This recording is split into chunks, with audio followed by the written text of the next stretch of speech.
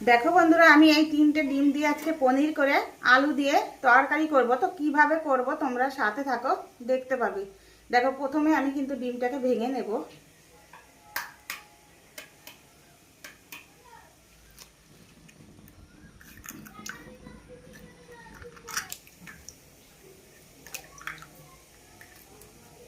আমি এখন ডিমটাকে ভালো করে নেড়ে চেড়ে একদম ফাটিয়ে নেবো। ডিমটাকে একদম ভালো ক্যারি ব্যাগটা নিয়ে নিয়েছি। আমি এই ক্যারি ব্যাগের মধ্যে এই ডিমটাকে কিন্তু আমি সবটি ঢেলে দেবো।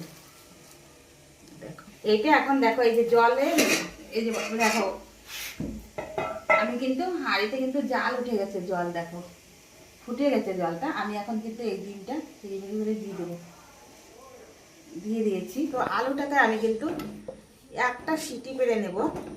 দেখো বন্ধুরা, আমি এখন ক্যারি ব্যাগের থেকে বের করে নিচ্ছি। দেখো একদম পনিরের মতন শক্ত শক্ত হয়ে গেছে। তো চলো এবার আমি কিন্তু এটাকে কেটে নেব। হবে না, আমি ধরে নিচ্ছি। দেখো কি সুন্দর পিস পিস করে এরকম করে গোটা ডিমটাই সবটাই আমি এরকম করে কেটে নেব। আমি পনিরের মতন করে যে ডিমটা সেদ্ধ করে নিয়েছি ওটাকে কিন্তু কেটে নিয়েছি। কেটে নিয়ে কিন্তু লবণ হলুদ আমি মাখিয়ে নিয়েছি। তো আমি প্রথমে কড়াইটাকে দিয়ে দিয়েছি। এখন আমি কড়াইটার ভিতরে কিন্তু কড়াইটা কিন্তু গরম হয়ে গেছে, আমি তেল দিয়ে দেবো।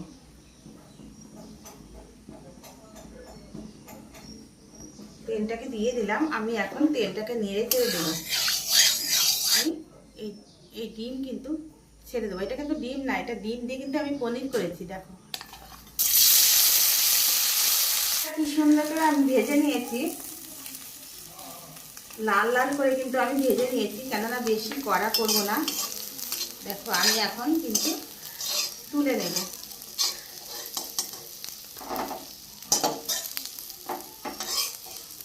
ডিমটাকে পনিরের মতো করে ভাজার পরে একটু তেজপাতা দিয়ে, তারপরে একটু শুকনো লঙ্কা, কয়েকটা গোটা জিরা ফোড়নের মতো করে দিয়ে ভালো করে নেড়ে চেড়ে ভাজা দিয়ে হয়ে যাবে।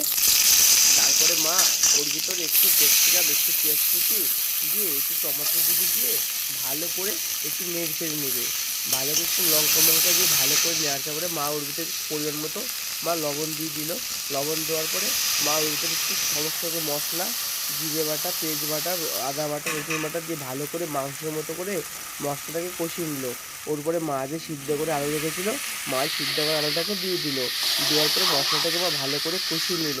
কষিয়ে পরে পাশে আলুনে গরম জল রেখেছিল, করে গরম জলটা দেওয়ার পরে পনিরের মতো ডিমটা কেটেছিল, ডিমটাকে দিয়ে একটু নেড়ে চেড়ে নিয়ে ভালো করে নামিয়ে নিল। নামিয়ে নেওয়ার পরে আমাকে বললো খেয়ে দেখতে। তারপরে আমি ঝালে ভাতটা বেড়ে দিল, একটু খেয়ে দেখলাম। তারপরে মনে হচ্ছে না ঠিকই হয়েছে। তারপরে একটু পনিরের মতো ডিমটাও খেয়ে নিলাম। ও খুব সুন্দর হয়েছে।